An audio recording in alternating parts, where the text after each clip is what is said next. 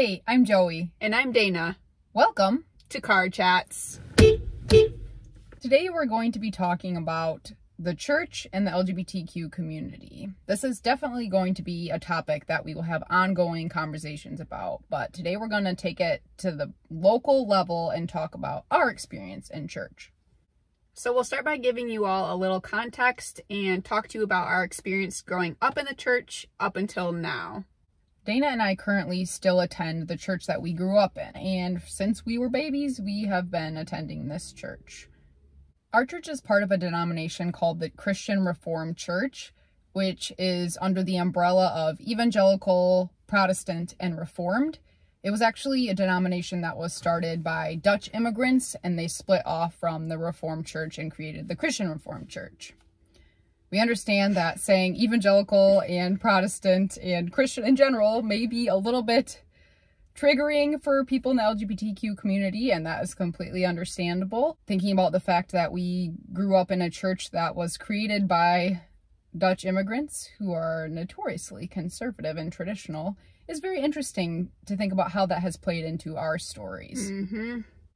Because Joey and I didn't identify as part of the LGBTQ community until later in life and didn't come out until both of us were in our 20s, our identity as LGBTQ people wasn't really relevant to much of our church experience growing up, because for most of it we didn't even know that we weren't straight.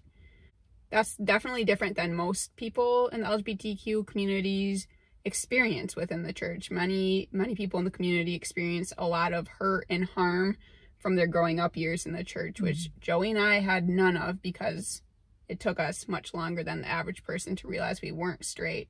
Joey and I really can't remember much of any conversation about same-sex relationships or even homosexuality in our church in our growing up years.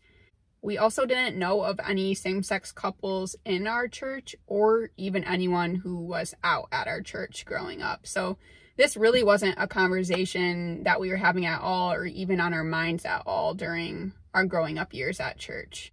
Even though it wasn't talked about in our church at all, which in some ways is good, because if you think about like the classic Christian stereotype of like the preacher yelling from the pulpit, you know, like homosexuality is a sin and gay people are going to hell and, you know, horrible things like that. We didn't have to experience that, at least, but it did contribute to our overall ignorance, as Dana said. And it's strange because looking back, we do know that there are people in our church who identify as LGBTQ, and we were just completely unaware of it because it was something that was never discussed and there weren't people that were out. There definitely was not an intent to reach out to people in the LGBTQ community. I think at the time, and there still is a lot of this discomfort with this issue, as the church would probably refer to it, and not knowing how to address it well and to be welcoming of people in the LGBTQ community. Interestingly, when I was dating in college and after my long-term relationship, my girlfriend came with me to church consistently. Surprisingly, it wasn't hard or scary for me to go to church with my girlfriend. I mean, she came with us consistently for like 4 years, so. I feel like people had to have started asking questions. Right. Except only in the Christian community would people maybe not. Yep, that's so true. Start asking questions or assuming things. Yeah, they can just make themselves believe it's your best friend who goes everywhere with you and goes to church with you every Sunday. Sadly, it's an easy place to stay closeted. Yeah, it was very easy for us to attend church, and I would just introduce her as a friend because we were so deeply in the closet. And it was very interesting. After we were long distance for about 2 years, and then she returned to the area, we started going back to church together again. But this was also after we had come out in our personal circles. After coming out, I actually found it to be very difficult to attend church with my girlfriend because I felt on edge all the time. I just found myself getting very anxious about attending church because I was very nervous about people asking about our relationship and having to decide in that moment, am I going to come out to this person who may judge me very harshly, or am I going to lie? And that is a very bad space to be in, especially because I think I was really feeling the desire to be authentic and be honest. And I was feeling that desire and at the same time feeling very scared, to be honest, in a church setting. And it was creating awful tension within me. And that became a very difficult dynamic for me to navigate, because you go to church because you want to worship and rest in the presence of God and in the community of believers. And I really wasn't able to do that. It also, I don't think, was a helpful factor that we went as a family. So there's also the added dynamic of, if Joey were to come out at church, that affects the whole family. Not that that should be her primary reason for staying in the closet or coming out, but I think that was an added factor of, it will also affect our parents. It will affect our older sister and their relationships with other people at our church. It shouldn't. Like, that's a sad thing that you had to think about that. But I think that probably played a role too in, like, kind of trying to help maintain a sense of normalcy for our other family members at church too. Yeah, definitely. Knowing that if I did come out, how that would affect the dynamics between everybody else in my family and just in the church in general, it was a very overwhelming thought, and definitely did contribute to my uncomfortableness with being at church with my girlfriend. When I came out, I was really pretty comfortable with anyone knowing that I was bi, and fine with word of mouth traveling. But churches where I was least comfortable with word of mouth traveling, or with people knowing my sexuality. And part of that is, first of all, just not feeling especially close to the community at my church. So not feeling like it's a group of people that I would naturally want to share with anyway. But also just because we know how churches historically have been towards LGBTQ people. I wasn't eager to share this part of me and risk feeling very hurt or feeling very judged or even condemned. So I was never intentional about trying to share my story with others, even though in some ways it would have been easier for me to come out because I've never been in a relationship and I'm not in one now. So it would be easy in some ways to come out and share it like part of my testimony, which I think of my coming out story as part of just my testimony and my life story. But I don't even feel comfortable with the thought of doing that, honestly, which is really sad because I love our church and it's been so formational and important piece of my life. But I still can't be my full authentic self there comfortably.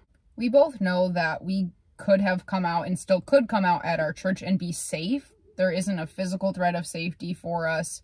And honestly, I think we could both say that we would be accepted in that no one would confront us or condemn us to our faces like that. Our church is very welcoming and kind in general, so they wouldn't ostracize us or anything like that. But we also both know that we can't be fully welcomed at our church because the Christian Reformed Church's stance on same-sex relationships is, as we discussed in our Sexuality Terms 101 video, it is that being gay is not a sin, but acting on your same-sex desires is sinful. So being in a same-sex relationship is yep, for sure.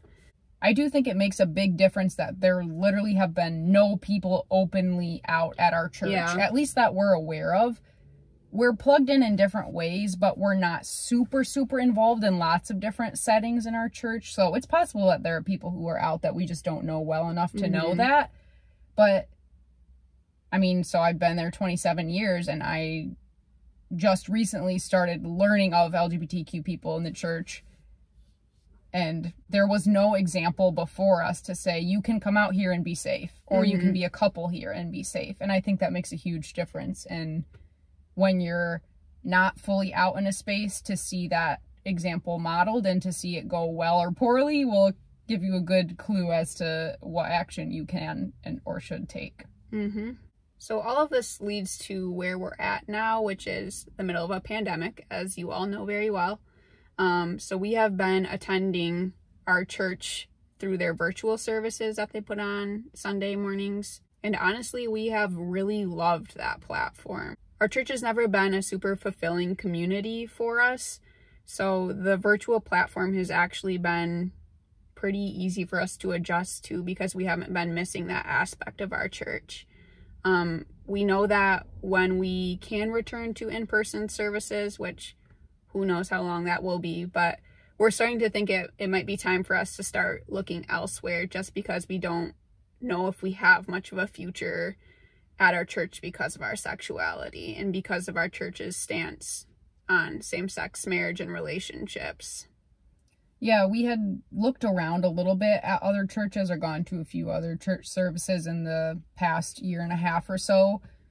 And it's tough because there are things that we really love about our denomination. It's a very intellectually rigorous denomination, if you want to say that. So there's a lot of care for like thinking deeply about faith, and not only thinking deeply, but learning with the desire to apply, which is something that's really important to me in general. Like I said, I'm a big nerd, so I like to learn about things in a way that can help me practically change things in my life or work more concretely towards justice or things like that. And so there are things we really value about our denomination, but because of our denomination stance, it really does feel like there is no future for us. At a local level, our church has been in the process of initiating conversations around the LGBTQ community and church in general and that overlap. But unfortunately, because of the pandemic, that has all had to be pushed back. And so, we don't have a good sense of how that will go. The other part that makes us feel that there really is no future is that not only is our denomination not affirming of same-sex relationships, but it's hard to know if we would ever be able to be involved, even if we were single, in any sort of leadership capacity. In some Christian Reformed churches, they do allow openly out LGBTQ people to be in leadership positions, but it seems like you're walking a fine line because unless you're firmly committed to celibacy, like for Dana and I, who are open to the possibility of at some point in the future being in a relationship with a woman, it would kind of be an unknown for us if we would be allowed to be in positions of leadership or stay in positions of leadership. Therefore, it just makes you feel like this isn't worth it. Like, why am I going to invest in a community that if I see an area of strength or a giftedness in myself, I can't even contribute it to the community? It doesn't make sense. And of course, there might be some degree that we're overthinking that, or we're not giving enough credit to the fact that they maybe would work with us to make space for us or advocate for us.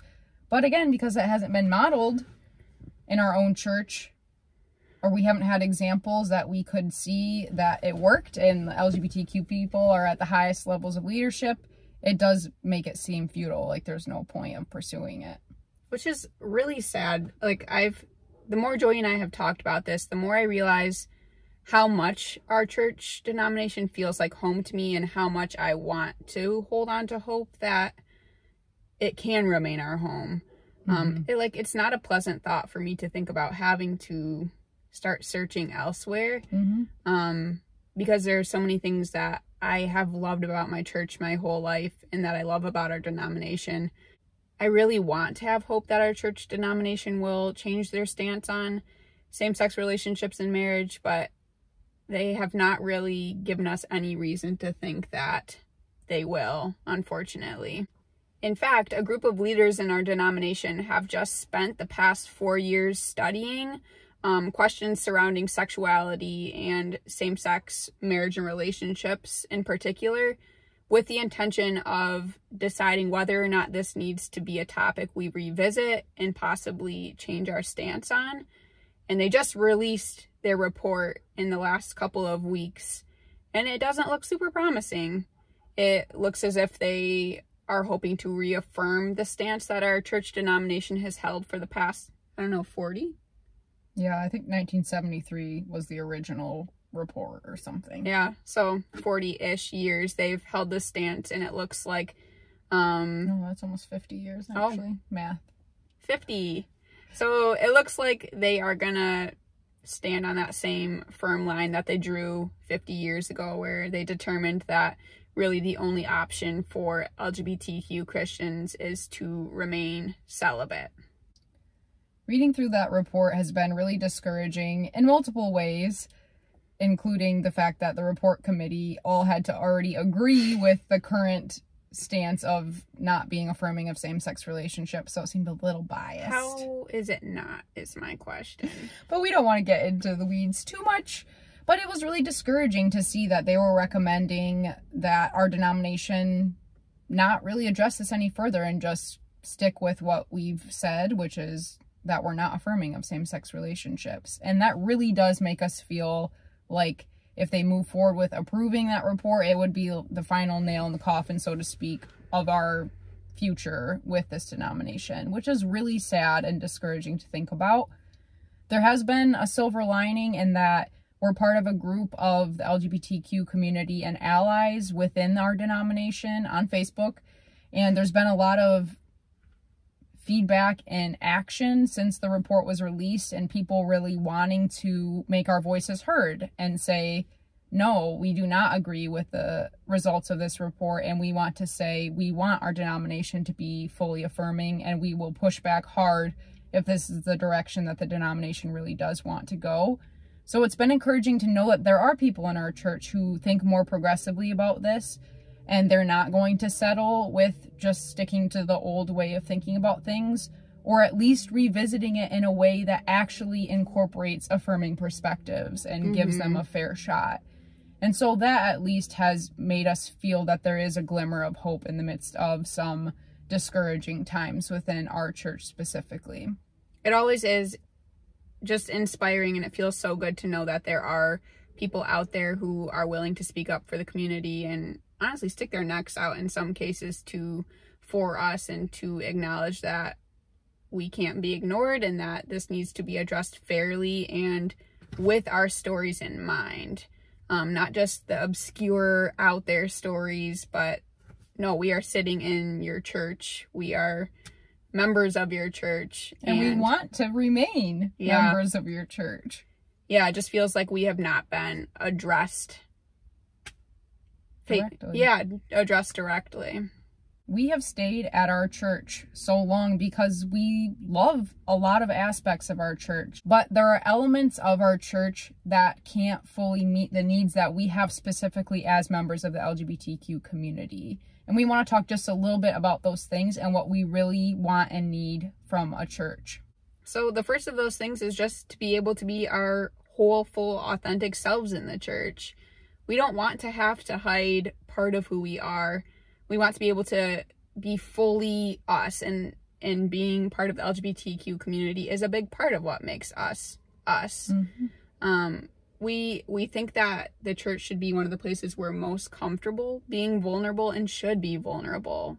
The other piece of that is we don't want to be fearful of coming out. We want to know that we're going to be embraced when we do that we're going to be welcomed and affirmed. Yeah, and I think that really does boil down to going to a church that is open and affirming, and they're vocal about that. The second thing that goes right along with being able to be authentic and openly lesbian, bisexual, is that we want to have other LGBTQ people in the church. We don't want to be the only ones, the oddballs that everyone can be pointing to and saying, no, those are our LGBTQ folks right there. The honorary LGBTQ folks. No, thank you. No one wants to be a token. But beyond that, we want there to be authentic community. So we'd love to attend a church where there are multiple members of the LGBTQ community, to the point where it's not abnormal at all. It's just a normal part of the mix of the congregation. And Joey hit on this one earlier, but we would also just love to be able to lead or to serve in our church and not have being part of the LGBTQ community being a barrier from doing that. Right now, we don't know for sure, but likely there would be some barriers to serving just because of who we are. So those are the three key things that we're looking for as members of the LGBTQ community in a future church home. Obviously, then we also have just the things that we personally care about. Like I was saying, like we like that our denomination is intellectually rigorous and that our pastors are smart and really in the Word of God and teach us a lot and care about social justice. That's super important to us. So, you know, the things that like normal human beings have preferences and interests that aren't specific to sexuality.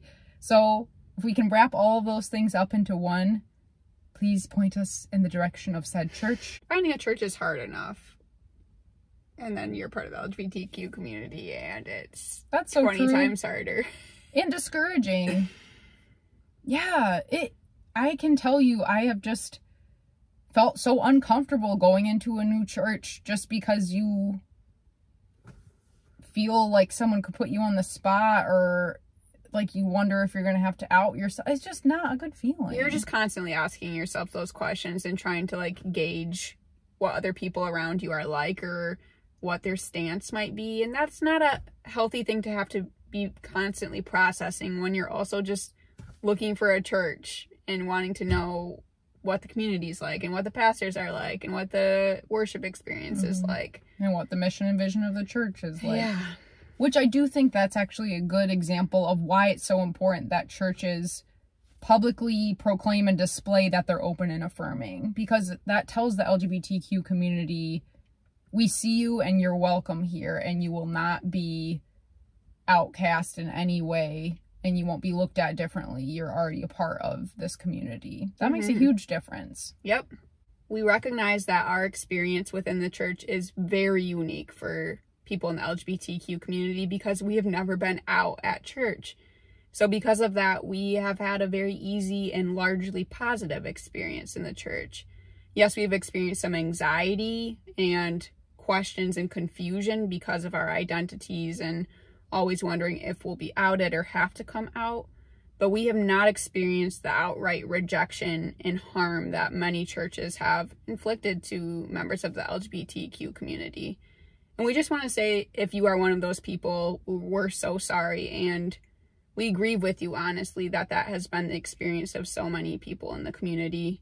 That is a terrible witness for the church. And unfortunately, that's a huge part of what the church is known for right now. Rejecting people in the LGBTQ community, which hurts Joey and I's hearts because that's the opposite of what we hope the church is known for. Yeah, that's straight up disgraceful and does a terrible job of demonstrating the love of Jesus. And it's wrong. It's wrong. The church is designed to be a place of safety and welcome, and the fact that it has not been, particularly for LGBTQ people, is again wrong and is not the truth and love of Jesus. If you want or need to process any of the hurt that you may have experienced within the church because of your sexual orientation, please do not hesitate to reach out to Joey and I. Also, if you'd be willing or want to share about your experience in the church as a member of the LGBTQ community, we'd also like to hear from you. Feel free to comment below the video or email us. Dana and I both rest in the hope that when the church does lean into the love of Jesus, it will be a welcoming place for all people. Most definitely. And that's where we will leave you today. All right, buckle up. Seatbelts on, everyone. Oof. We'll be back.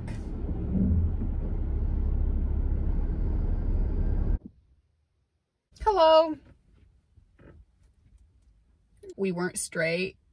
We weren't straight. I was gonna say like strange, I think. We weren't strange. And when I came out,